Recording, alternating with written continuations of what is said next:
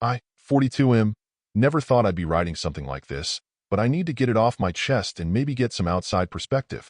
My son, 16M, has always been a good kid, decent grades, popular at school, captain of the baseball team. Or at least that's what I thought until last month, when everything I believed about my family and our small town of 15,000 people came crashing down around me. It started on a Wednesday morning when I was picking up coffee from the small shop near our town's Veterans Memorial Park. I've been going there every morning for the past 8 years. It's just part of my routine before heading to the construction company I work for. The owner, 65M, a Vietnam vet I've known since I moved here, pulled me aside with a serious look I'd never seen before.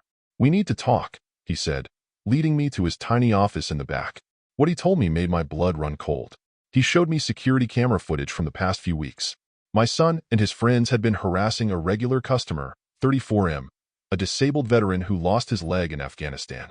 They'd wait until the vet was leaving with his coffee, then follow him, mimicking his limping walk, making explosion sounds, and calling him names.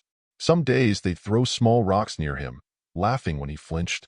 They'd make comments about defective soldiers and government-funded cripples. The footage was crystal clear. My son was the ringleader, always the first to start and the last to stop.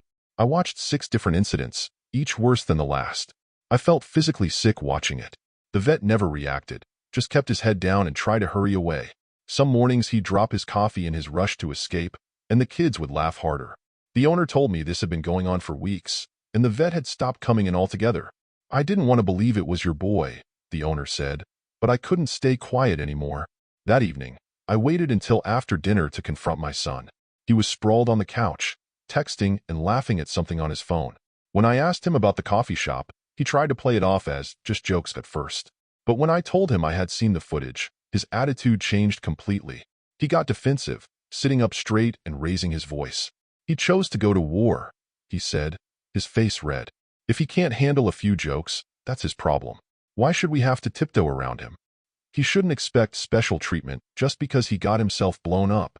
My wife, 40F, walked in during our argument, and to my shock, she suggested I was overreacting. "Boys will be boys," she said, settling next to our son protectively. "It's just teenage stuff. They're not hurting anyone." When I described the footage, she waved it off. "They're just playing around. You're going to ruin his baseball season over some oversensitive veteran?" I couldn't believe what I was hearing.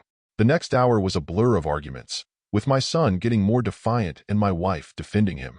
Our younger daughter, 13F, came downstairs at one point, drawn by the shouting, and my wife sent her back up. Finally, I made a decision that would split our community down the middle. First, I grounded my son indefinitely. No phone, no baseball, no hanging out with friends. I made him write a formal apology letter, which he did with obvious resentment, filling it with passive-aggressive phrases that made it clear he wasn't sorry at all. I tore it up and made him write another one, and another one, and another one, until he finally produced something genuine. But that wasn't enough. I called the school and reported my own son's behavior, providing the dates and times of the incidents. The principal, 55F, was appropriately horrified, but warned me that taking action could affect my son's college prospects. "He has a real shot at a baseball scholarship," she reminded me. "Maybe we could handle this more discreetly?" I refused. Then I went bigger.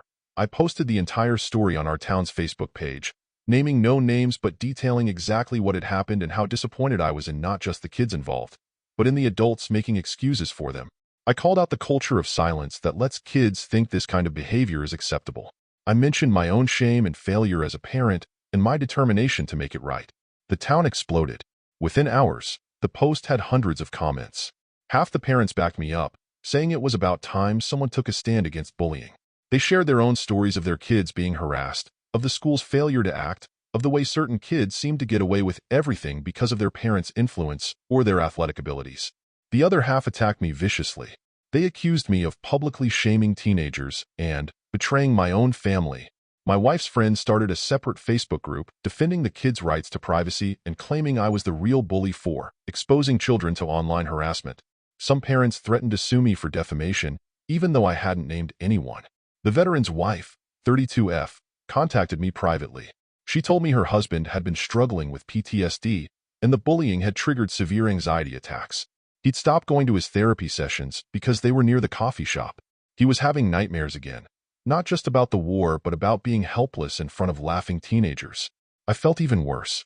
I arranged for my son to volunteer at the local VA hospital every weekend. He fought it hard, claiming it would interfere with his baseball practice. I stood firm. My wife threatened to move out and take him with her if I didn't back down. I told her she was welcome to go, but our son would still face consequences for his actions as long as he lived under my roof. The coffee shop owner helped me track down the veteran. After several attempts and messages through his wife, he agreed to meet me. I brought my son, who finally came face to face with the man he had tormented. The vet didn't say much at first, just sat there with his service dog, a German shepherd who watched us intently. Then he started talking about joining the military at 18, about his unit, about the IED that took his leg and 2 of his friends. He described his struggles with PTSD, how some days just getting coffee felt like a victory, until my son and his friends made it feel like another battlefield. For the first time, I saw real shame in my son's eyes. Not embarrassment at being caught, but genuine shame. He started crying, something I hadn't seen him do since he was 12. The veteran reached out and put a hand on his shoulder, and that simple act of kindness seemed to break something open in my boy. That meeting changed something in him. He started his VA volunteer work without complaint. He broke off friendships with the other boys involved, even though they'd been his core group since middle school. He quit the baseball team, saying he didn't deserve to be captain anymore. I tried to talk him out of that one. Punishment shouldn't mean giving up everything, but he was adamant. But the town remained divided. I lost friends I'd had for decades. People I'd worked with for years stopped speaking to me. My wife moved in with her sister, taking our daughter with her. She said I'd chosen a stranger over my own family. Other parents started pulling their kids away from my son at school, saying I'd destroyed his reputation. Some days he'd come home with his head down, not speaking, and I'd wonder if I'd done the right thing. But then something unexpected happened. The veteran started coming back to the coffee shop. At first, he'd only come when his wife was with him. Then he started coming alone again, with his service dog. One day, I saw him talking to my son. They weren't friends, exactly, but there was respect there. Other veterans from the VA hospital where my son volunteered began speaking up in our defense on social media. They shared their own stories of dealing with harassment and PTSD. Some of them started coming to the coffee shop too, turning it into an informal meeting spot. 3 months later, the situation is still tense. My son and I eat dinner alone most nights. Half the town still won't speak to me. My wife is filing for divorce, claiming my obsession with public shaming shows I'm not fit for joint custody. But last week, my son told me he's thinking of joining a peer counseling program to help other kids understand the impact of bullying. The veteran has become an advocate for PTSD awareness in our community, speaking at schools about his experiences. The coffee shop owner put up a sign declaring zero tolerance for harassment of any kind. I know I could have handled things differently. Maybe I shouldn't have taken it to social media. Maybe I should have dealt with it more privately.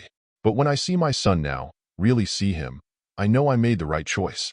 He's becoming someone I can be proud of again. It cost us almost everything, but he's learning what it means to take responsibility for your actions and face the consequences. Was I wrong to take such a public stand? Should I have protected my son's privacy instead of using this as a teaching moment for the whole community? My wife thinks I destroyed our family to make a point. Maybe she's right, but I keep thinking about that veteran, head down, trying to hurry away from my son's mockery, and I know I couldn't have stayed silent. Edit. Thank you for all the responses. To address some common questions, yes, my son's friends' parents were informed privately before the social media post. The school took disciplinary action against all involved students. And no, the security footage was never posted online. I only referenced the behavior in my post, not the evidence. Edit 2.